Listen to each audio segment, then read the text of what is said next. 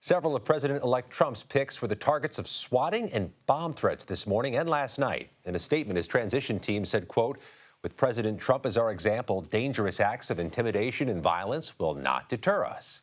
CBS News has learned these threats did not impact anyone with Secret Service protection, including the president-elect. Meantime, Trump has announced a flurry of new picks. Retired General Keith Kellogg was tapped to serve as the special envoy for Ukraine and Russia, and a doctor who opposed COVID lockdowns was selected to lead the National Institutes of Health. And after a long delay, Trump's team has signed some, but not all, of the critical transition documents with the Biden administration.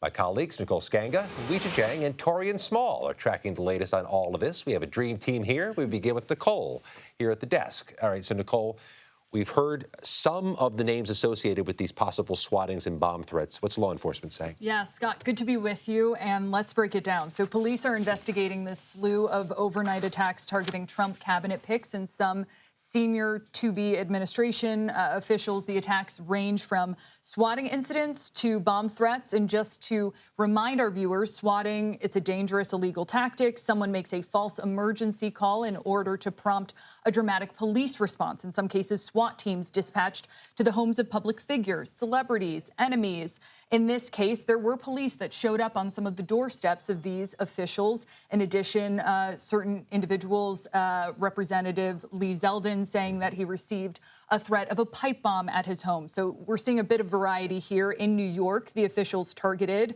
Representative Elise Stefanik, Trump's pick to be UN ambassador. And these are dangerous potentially for the recipient of a swatting attack if they don't know. Absolutely. You have SWAT teams arriving on your doorstep. It is designed to intimidate. It is designed to harass.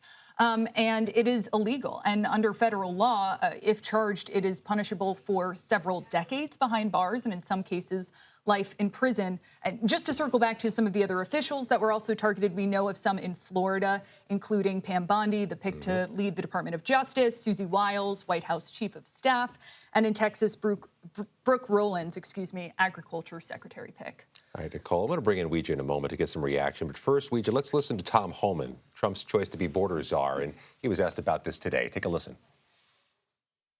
I haven't received this level of threats in the last few days myself, so I'm shocked at what happened in the last 24 hours. Again, I haven't received that level of threat, but I think the government, if they find out it's coming from a foreign nation, of course we got to respond to them. This isn't acceptable for Republican or Democrat.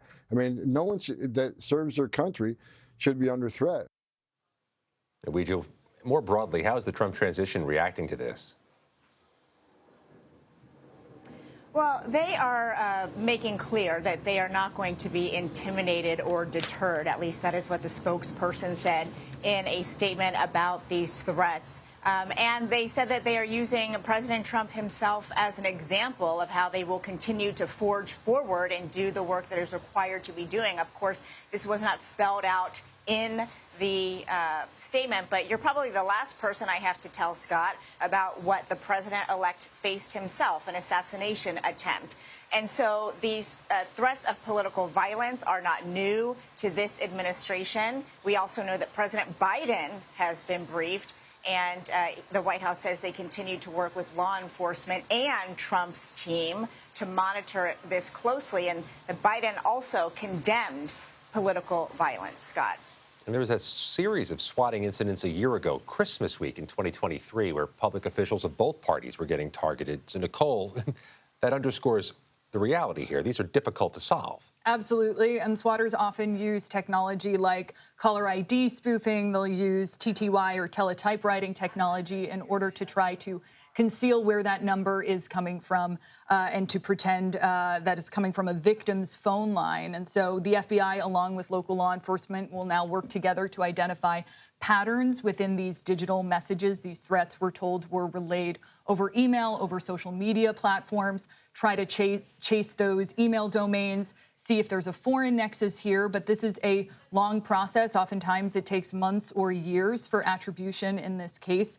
And, every law enforcement official I have spoken to today is reluctant to talk in more detail about this, Scott, in part because it is so dangerous and because they don't want to inspire copycat attacks. Copycats are a grave risk in this area. Weijia, let's talk about the business of the day. Over the past 24 hours, pretty busy for the Trump transition, announcing would-be designees for administration posts.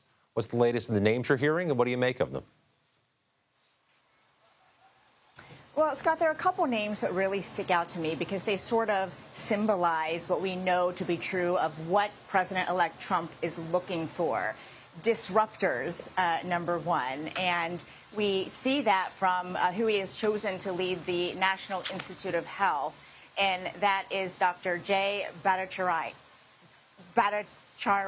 And we know that during the pandemic, he was extremely critical of the doctors who were leading the U.S. response to COVID-19, including Dr. Anthony Fauci. And he blasted the use of masks, lockdowns, and called vaccines propaganda. And we just interviewed a CBS News medical contributor, Dr. Celine Grounder, who said this, paired with the pick of RFK Jr. for Secretary of Health and Human Services, says to her that Trump is moving from science to politics. And she is really concerned and says many of her colleagues in the medical community are as well, because the two just do not belong anywhere near each other. So she is closely watching how this could reshape the agencies. And the second point that I want to make about Trump and who he's looking for is loyalty, which is something we've talked about from the beginning.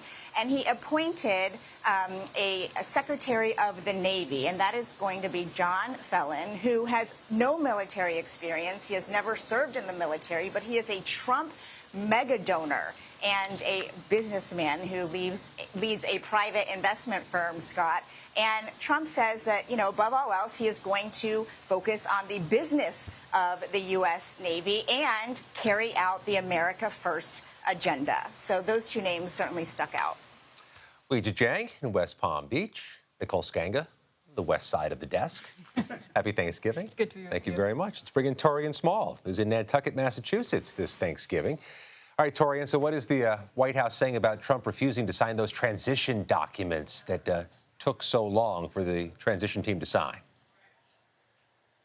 Well, the White House is certainly signaling that it's going to continue with its plan to ensure a peaceful transfer of power. A Biden official confirming that while the Trump team has signed one memorandum of understanding for the White House, others have not been signed yet. That includes the Department of Justice. DOJ spokes telling CBS News as of 3 p.m. this afternoon, the Trump team has not agreed to the terms of its transition documents.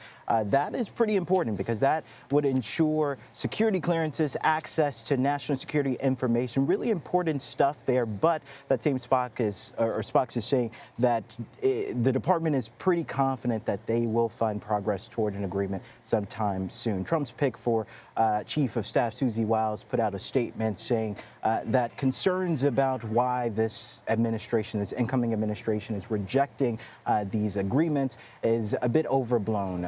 She believes that she wants to cut costs for taxpayers by not agreeing to go through the traditional routes of this transition process, usually through the General Services Administration that usually funds the transition process. They're saying the Trump-Vance campaign can foot the bill in this time.